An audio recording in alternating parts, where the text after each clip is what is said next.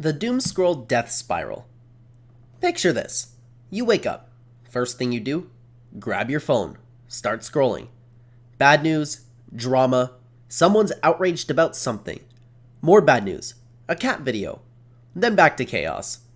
Your brain is trying to process this emotional whiplash. Happy, angry, scared, confused. All before you've even brushed your teeth. It's like doing emotional CrossFit at 6 a.m. when your brain just wanted some coffee and maybe a gentle sunrise. Instead, you're feeding it pure chaos and wondering why you feel anxious all day. Your poor brain is shrinking from the constant stress hormones flooding your system. Modern translation. Your phone is basically a pocket-sized anxiety machine disguised as entertainment. The Autopilot Apocalypse. Here's something wild. You drive the same route every day, eat the same breakfast, watch the same shows, have the same conversations. Your brain loves this because it's efficient, but efficiency is the enemy of growth. When everything becomes automatic, your brain starts pruning unused pathways, like a gardener who gets too aggressive with the hedge trimmer. You wake up one day and realize you can't remember last Tuesday or last month because nothing new happened. Your brain decided those memories weren't worth keeping. They were all identical copies of the day before. It's like living in Groundhog Day, except Bill Murray at least tried to learn piano. You're just existing on repeat. The Multitasking Madness.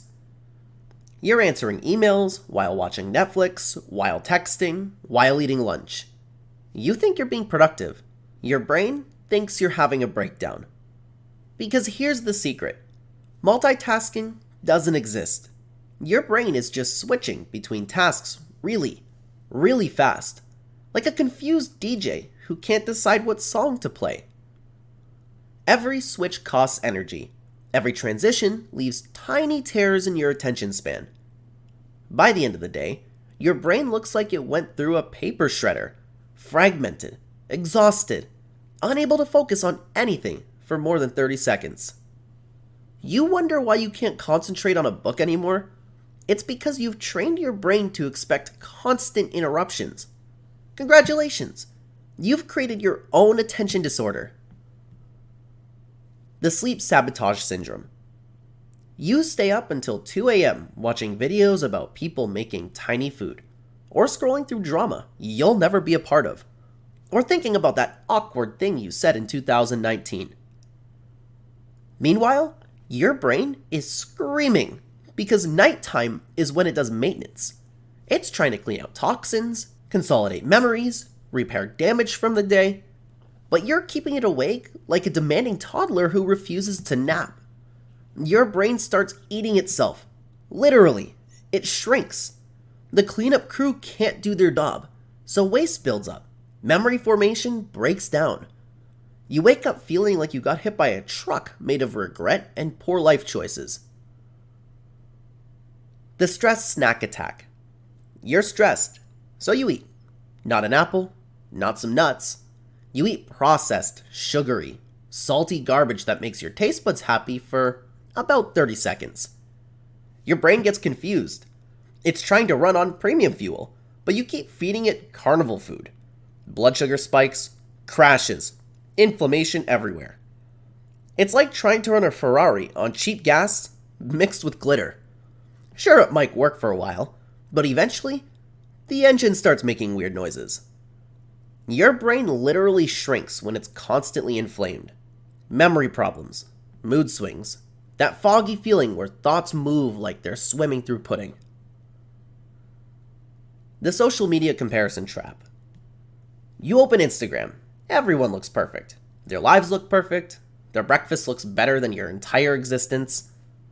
Your brain starts doing math, comparing your behind the scenes with everyone else's highlight reel, and losing every single time. This triggers stress hormones. Cortisol floods your system. Your brain starts shrinking the areas responsible for memory and emotional regulation while growing the fear centers. You're literally rewiring your brain to be anxious, envious, and insecure, all while thinking you're just staying connected. It's like going to a funhouse mirror museum every day and wondering why you feel weird about how you look. The sitting still slow death. You sit all day, at work, in the car, on the couch, moving only to get more snacks or use the bathroom. Your brain needs blood flow. It needs oxygen. It needs the chemicals that come from movement. But you're treating your body like it's a fancy chair that occasionally needs feeding. When you don't move, your brain doesn't get the good stuff it needs to stay healthy. Blood flow decreases, new brain cells stop forming, everything starts to slow down. It's like having a sports car, but never taking it out of first gear. Eventually, the engine forgets it was meant to go fast. The noise pollution problem. You wake up to an alarm, play music while getting ready, podcasts in the car, background TV while working, more music, more noise, constant input until you fall asleep to Netflix.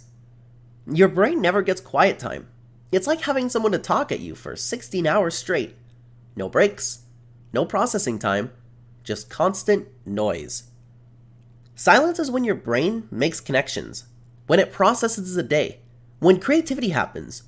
But you've made silence extinct in your life. Your brain is drowning in noise and wondering why it can't think clearly anymore. The information overload explosion. You consume information like it's going out of style. News, articles, videos, podcasts, documentaries, more news, social media updates, random facts about penguins. Your brain is trying to process and store all of this, but there's too much. It's like trying to organize a library while people keep throwing more books at your head. Important information gets mixed up with useless trivia. Your brain can't tell the difference between things you need to remember and random internet nonsense. You end up knowing 47 ways to fold a fitted sheet, but can't remember where you put your keys. The beautiful wake-up call. Here's the thing about brain-shrinking habits. They don't feel dangerous while you're doing them. Scrolling feels harmless. Sitting feels comfortable. Stress eating feels like self-care. Multitasking feels productive. But your brain is keeping score. Every day, every choice. The good news? Your brain is ridiculously adaptable. It wants to grow. It wants to learn. It wants to be healthy. You just have to stop accidentally sabotaging it with harmless daily habits. Start small. Put your phone down for an hour. Take a walk. Eat an actual vegetable. Get some real sleep. Give your brain what it's desperately been asking for. Your future self will thank you, and they'll be smart enough to remember why. The brain-boosting call to action. If this made you realize you've been accidentally shrinking your own brain, do your neurons a favor. Hit that like button like you're creating new neural pathways. Subscribe like you're committing to better brain health. Because knowledge only works when you use it. Your brain gets bigger when you feed it good stuff, and smaller when you don't. Same principle, different choices, way better outcomes.